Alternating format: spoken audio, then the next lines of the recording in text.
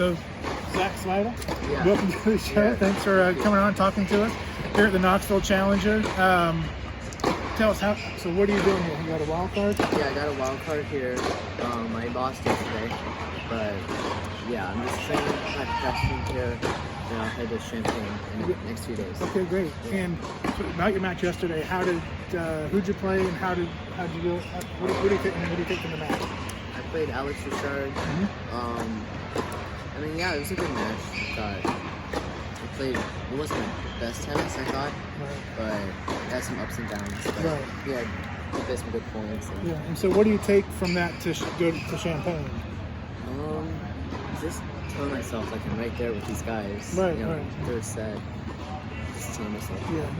Yeah. So one of the things that was really interesting about your story is that you really didn't do the normal junior development path. No. Right? Yeah. And so that's what really what we want to talk about is sort of, tell us about that path and what was the thinking behind it? Yeah, I took like 3.5 years off of junior tennis from like 10 to 14, 13 and a half. And yeah, when you say take time off, just off from for tournaments? From tournaments, yeah. Right. I was just practicing. I just wanted to practice every day, train every day. Mm-hmm. In this way, yeah. And so how did you sort of maintain, at that age, you see a lot of kids burn out. Right. Especially if they're not competing, if they're not sort of doing the fun things. Right. And so what were you able to do to avoid the burnout? Was it just wasn't in your personality? I guess, yeah, it wasn't in my personality. Okay, yeah. No So burnout, you didn't mind just grinding every day? No. Without the competition? Yeah, there was like practice matches, so it's a little similar, but still not the same. Yeah, because I did look at your sort of UTR just to sort of see your match count. Right. And you had 1 year where you had literally one match counted. I bet, yeah.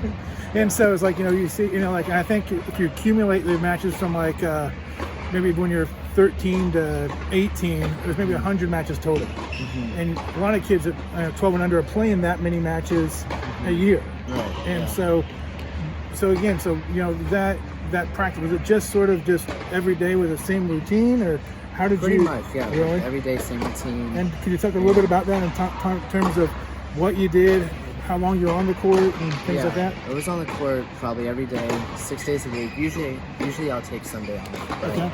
I was on the court like 4 hours a day, then like fitness and something. Okay, so, and what kind of fitness did you do? I was young, so not any weights. Right. Just a lot of sprints, like footwork stuff. Yeah. And what about upper body, like push-ups? Not too many up until like later on, 14, 15. Okay. Yeah. All right.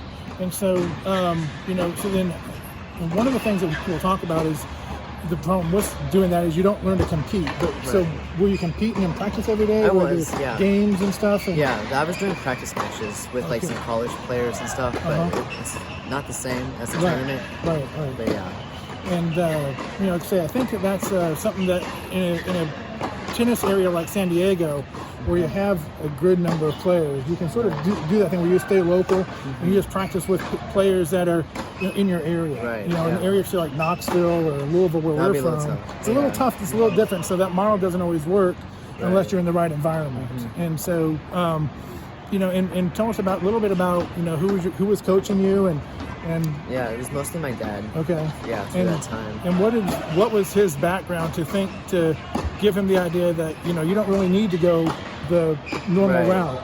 We couldn't really afford to go to Europe, so we had to stay in the States, and we just got kind of tired of the junior tennis and just wanted to see how this would work. And it certainly works. Like, I have seen a video of you on YouTube when you're maybe 4 or 5 or 6 years old, and the hand-eye coordination was just amazing. Right. And so he must have known that you had some talent there, and it was like, just don't screw it up. Yeah, I guess. I don't know. Yeah. And so leading into Kalamazoo, what was your? Because like I said, I guess that was you're sort of like ready to go. You're sort of done with your development. Right. And now you're ready to compete, right? And so was that sort of the thinking, was to take off the reins at that point in time and just say, okay, from now on we're just going full board? Yeah, a little bit, yeah. Definitely as I get older, it'll be more and more. Yeah. But yeah. So to get set up for Kalamazoo, where were you practicing and who were you practicing with? I was in Orlando, about a month before, I would say. Yeah, just training for that. Okay. And was that by invitation? That was with the USTA. That's where I practice. Okay. In Orlando. All right. So is that home base now? I think so. I go back and forth to San Diego. Okay, nice. Yeah. Very nice. But yeah, I'm just practicing with the pros up there, getting ready. Cool. And who are you here with this week? This week I'm with Dean Goldfine. He's my coach. Okay. Yeah. Okay. And let's see. So after Champaign, what's the plan? Just the off season. Just off season training, and then start back in January. Futures, challengers. Yeah, I think I have a challenger.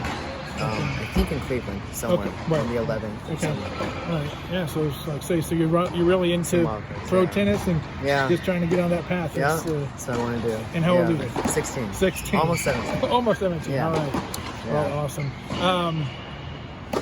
Thanks, Zach. Thank you. Appreciate it. Thank you. All right.